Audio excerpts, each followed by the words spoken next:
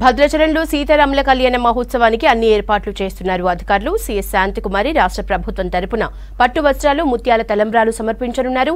ఎల్లుండి జరిగే శ్రీరామ పట్టాభిషేకానికి రాష్ట్ర గవర్నర్ హాజరవుతారని చెప్పారు జిల్లా కలెక్టర్.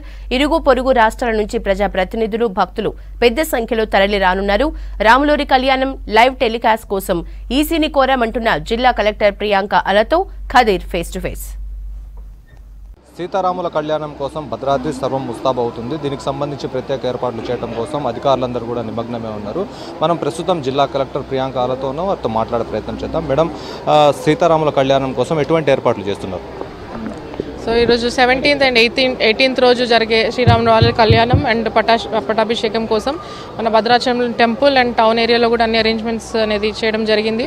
ఇక్కడ క్లోజ్ టు 30,000 పీపుల్ కోసం మేము ఇక్కడ పండాల్స్, సీటింగ్ అరేంజ్మెంట్స్, అదేవిధంగా వాళ్ళకి ఉండడానికి కొన్ని అకామిడేషన్ ఏరియాస్ కూడా మేము ఇది అరేంజ్మెంట్స్ చేయడం జరిగింది.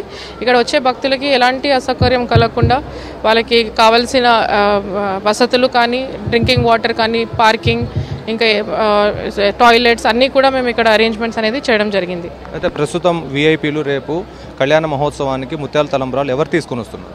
రేపు మన సిఎస్ మేడం గారు ముత్యాల తలంబ్రాలు ఇంకా పట్టు వస్త్రాలు అదే స్వామివారికి ఇవ్వనున్నారు as per the ECI guide lines.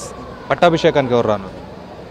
So అందరూ మన ఇప్పుడు పట్టాభిషేకంకి మనకు మెయిన్గా మన గవర్నర్ గారు, ఆనరబుల్ గవర్నర్ ఆఫ్ తెలంగాణ గారు రానున్నారు యాజ్ చీఫ్ గెస్ట్. అయితే ఇప్పుడు ప్రస్తుతం అనేక లక్షల మంది భక్తులు వీక్షించడం కోసం ప్రతిసారి లైవ్ ఇస్తూ అంటారు, కానీ ఈసారి లైవ్ లేదని చెప్పేసి అంటున్నారు. ఆ లైవ్ ఇవ్వకపోవడానికి గల కారణం ఏంటి? దానికి సంబంధించిన ఆల్టర్నేటివ్గా ఏం చేస్తున్నారు? అంటే లైవ్ అనేది ఇంకా మనకి క్లారిఫికేషన్ రాలేదండి. ఈసీఐకి అయితే రాసాము. సో అది స్టేట్ లెవెల్లో పర్స్యూ చేస్తున్నారు. అది ఒకవేళ వస్తే మనకి ఈవినింగ్ అలా తెలిసిపోతుంది. ఒకవేళ వచ్చినా రాకపోయినా మన దగ్గర నుంచి ఆల్ కైండ్స్ ఆఫ్ రికార్డింగ్ కానీ చేసి అది ఎలా అయితే మొత్తం స్టేట్లో ఉన్న భక్తులకి ఏ విధంగా మేము ఇవ్వగలుగుతామో మేము చూస్తాము. అంటే ఇప్పటి వరకు ఎక్కడ సపరేట్గా మీడియాకి సంబంధించిన డైరెక్ట్ లైవ్ ఇవ్వటం కోసం ఇక్కడ అకామిడేషన్ లేదు. ఒకవేళ రాకపోయినట్లయితే రేపు ఆల్ ఆఫ్ సడన్గా ఎట్లా అరేంజ్ చేస్తారు? సో ఇక్కడ ఆల్రెడీ ఇక్కడ మీరు చూడొచ్చు, ఇక్కడ 2 ఎన్క్లోజర్స్ ఉన్నాయి. Those are mainly for live cameras. పక్కన కూడా ఒకటి సెపరేట్గా మీడియా ఎన్క్లోజర్ అనేది పెట్టి ఉన్నాము. క్లోజ్ టు 200 మెంబర్స్ మీడియా పర్సన్స్కి ఆల్రెడీ అది పాసెస్ కూడా ఇవ్వడం జరిగింది. సో అరేంజ్మెంట్స్ అయితే మేము రెడీగా ఉన్నాము. యాజ్ అండ్ వెన్ మాకు పర్మిషన్ వస్తే వీ విల్ గో హెడ్. అయితే ఇప్పుడు ప్రస్తుతం లోకల్లో ఉన్న లాడ్జెస్ సంబంధించి భక్తుల కోసం ఎటువంటి మీ ఆధీనంలో తీసుకున్నారు అక్కడ టికెట్లు క్యాన్సిల్ చేశారని చెప్పేసి అంటున్నారు. నిజంగానే క్యాన్సిల్ చేయడం జరిగిందా?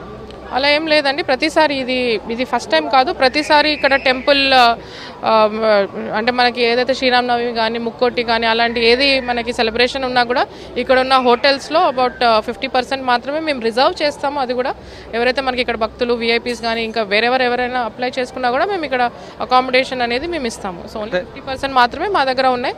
ఒకవేళ లాస్ట్ మినిట్లో సేల్ కాకపోయినా మళ్ళీ మేము వాళ్ళకి హ్యాండ్ ఓవర్ చేస్తాం. కొంతమంది ఆఫీసర్స్ అండ్ పొలిటికల్ రిప్రజెంటేటివ్స్ కూడా ఉన్నారు. లిస్ట్ అనేది పంపించడం జరిగింది. అన్నీ కూడా ఈసారి మేము ఆన్లైన్లో అండ్ మాన్యువల్గా సేల్కి పెట్టాం tickets in view of the MCC in force. So ఎవరైతే ఆన్లైన్లో కూడా చాలామంది కొనుక్కోవడం జరిగింది. మొత్తంగా చూసుకున్నట్లయితే ఇప్పటికీ అన్ని రకాల ఏర్పాట్లు పూర్తి చేయడం జరిగింది. అధికారులు పట్టాభిషేకానికి అదేవిధంగా కళ్యాణానికి మాత్రమే స్థానికంగా ఉన్న సిఎస్ అదేవిధంగా స్థానికంగా ఉన్న ఆఫీసర్స్ మాత్రమే రానున్నారని చెప్పేసి కలెక్టర్ చెప్తున్నారు. వీడియో జర్నలిస్ట్ హర్షత్తో ఖదీర్ V6 న్యూస్, భద్రాచలం.